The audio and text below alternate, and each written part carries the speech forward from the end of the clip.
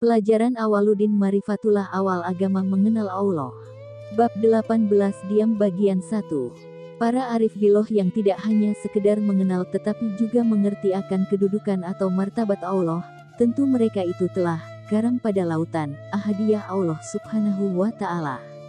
Di dalam kekaramannya itu pandangannya hanya tertuju kepada Allah, baik di muka, di belakang, di kanan, di kiri, atas, bawah, luar dan dalam.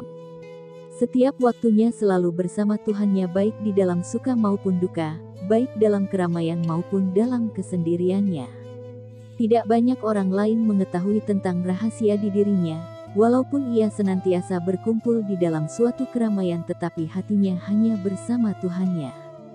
Jiwanya telah merdeka dari segala ikatan-ikatan dunia. Apakah itu pangkat, kedudukan, harta dan segala atribut-atribut yang lain. Para pecinta Tuhan telah melepaskan pandangannya baik dari dirinya sendiri maupun kepada yang di luar dari dirinya, menyendiri di dalam kesendirian diri dan diam di dalam hakikat Tuhannya. Diriwayatkan Nabi Daud alaihi salam sedang menyendiri di dalam mihrab, setelah ia hanyut dalam kesendirian itu. Tuhan berkata, "Hai Daud, sedang apakah engkau?" Daud alaihi salam menjawab, "Ya Tuhanku, sesungguhnya aku sedang menyendiri dalam kesendirianku." Tuhan berkata, "Apa yang engkau lihat hai Daud?"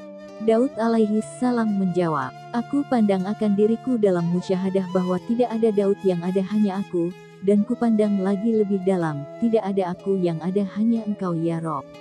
Tuhan berkata, "Hai Daud, jika demikian berarti engkau telah murtad dari dirimu sendiri. Engkau telah keluar dari dirimu sendiri sehingga tidak ada lagi yang ada pada dirimu. Dan engkau nyatakan yang ada hanya aku. Karena itu engkau telah masuk ke dalam kediaman sir atau rahasiaku, dan engkau telah sampai kepadaku." Bagi para penuntut atau salik yang berjalan menuju kepada Allah, maka mereka akan melalui beberapa tahapan-tahapan atau kedudukan-kedudukan yang mana akhir tahapan itu adalah diam. Diam itu adalah suatu makom kodimnya Allah subhanahu wa ta'ala yang mana disampaikan oleh beberapa arif billah dengan sir atau rahasia atau singgasana Allah subhanahu wa ta'ala. Dalam sebuah kitab Ad-Durrun Nafis, dikatakan bahwa diam itu adalah makom yang tinggi, yaitu makom Tuhan Rabbul Alamin pada singgasana Allah subhanahu wa ta'ala. Di dalam kediaman itu hakikat Muhammad Shallallahu Alaihi Wasallam bermakom, dan dari situlah sumber kalam Allah yang berbunyi, kun dan fayakun. Setiap para arif billah di antara para kekasih-kekasih dan pecinta sejati Allah, mereka telah sampai kepada makom kediaman tersebut.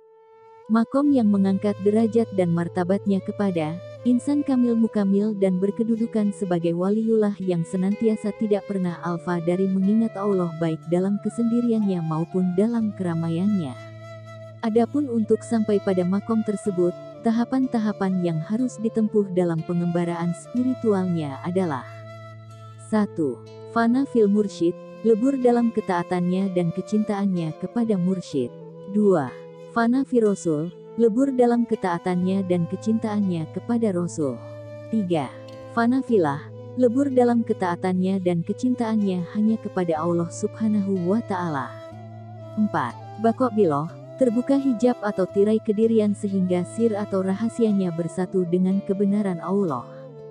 5. Liqoillah, bertemu dengan Allah dalam kediamannya Allah subhanahu wa ta'ala.